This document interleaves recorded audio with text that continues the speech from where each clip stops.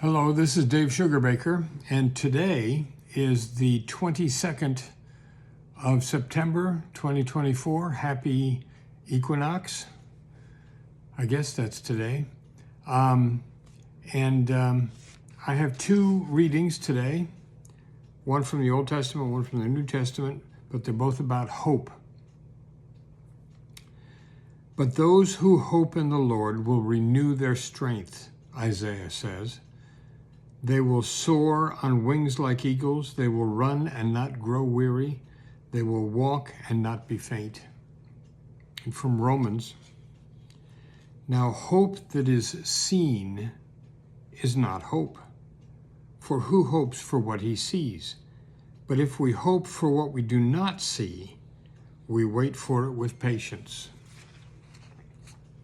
Now, Viktor Frankl was a Jewish Viennese psychotherapist during the 1940s or so, and he was arrested by the Nazis during the Second World War, and he was put into a work camp.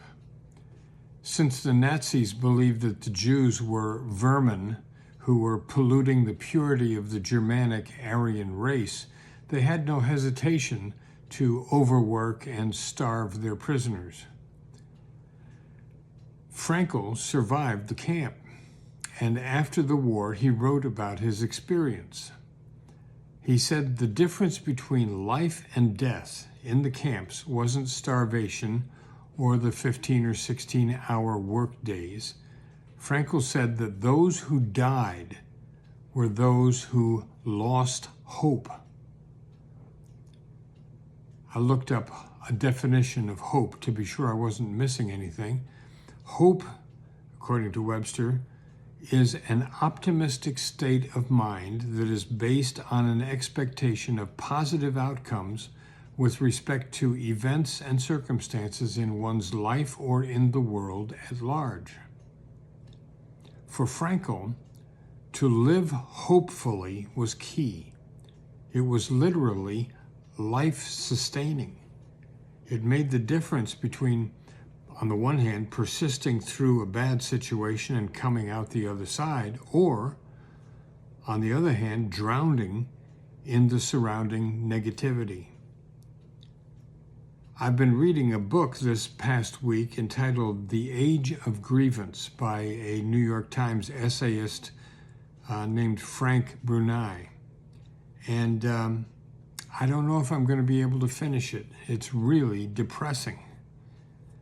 A grievance is a real or imagined wrong or some other cause for complaint or protest, especially unfair treatment.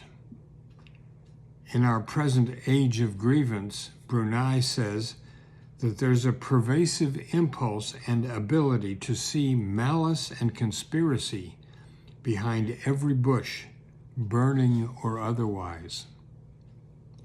And again, he says this, most Americans don't simply feel frustrated by those who disagree with them politically. They feel diminished, besieged, and imperiled by them. Now, grievance isn't always bad. The American not the Civil War, but the American War of Independence from Britain began with a list of grievances. We called it the Declaration of Independence. And the war was fought to remedy those grievances. But there were other goals for the war as well. Freedom and independence and growth were also among the goals of the revolution, not simply a relief from grievances. This age of grievance that we're living in at the present time didn't fall out of the sky. It was created in part by social media and by individuals who appreciated how communicable anger is. It spreads. It's contagious. Someone has said that a lie can be passed from person to person and travel around the world while the truth is putting on its shoes.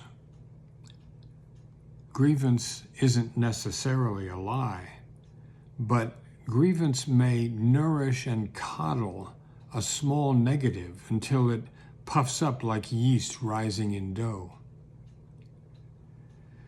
Life is hard in an age of grievance, partly because persistent anger exhausts us. Grievance is a learned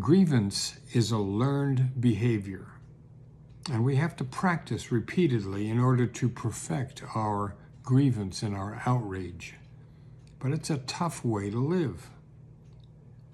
I've said before, I was a negative, glass half empty kind of person for many years until I told myself that I didn't want to live that way anymore. It was just too hard.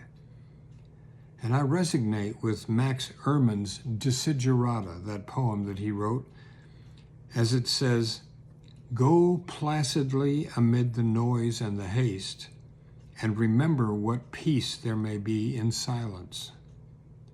As far as possible, without surrender, be on good terms with all persons. Speak your truth quietly and clearly, and listen to others, even the dull and the ignorant. They too have their story. Avoid loud and aggressive persons. They are vexatious to the spirit."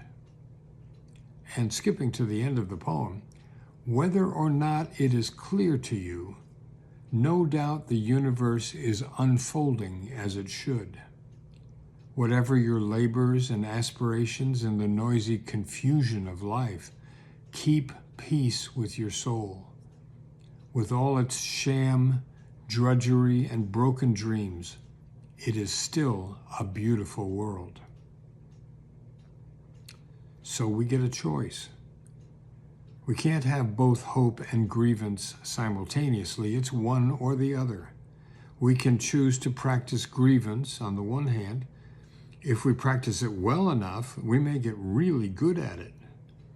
And in our present age, we'll have a lot of company. There are going to be lots of others who will practice grievance with us.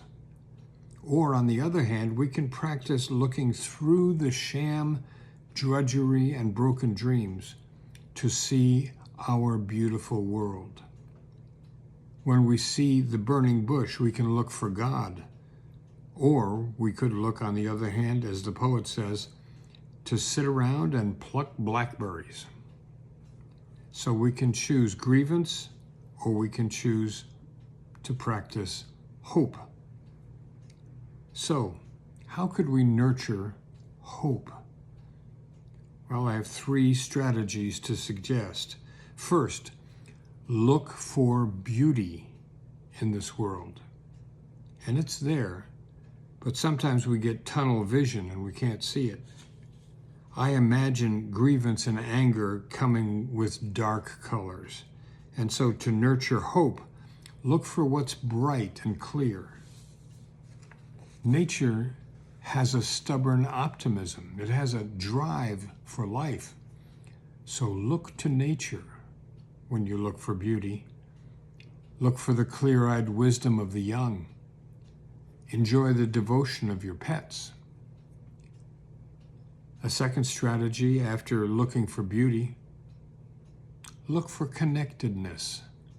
Look for love in the world. What relationships do you rely on, not to reinforce your grievances, but to lift you up?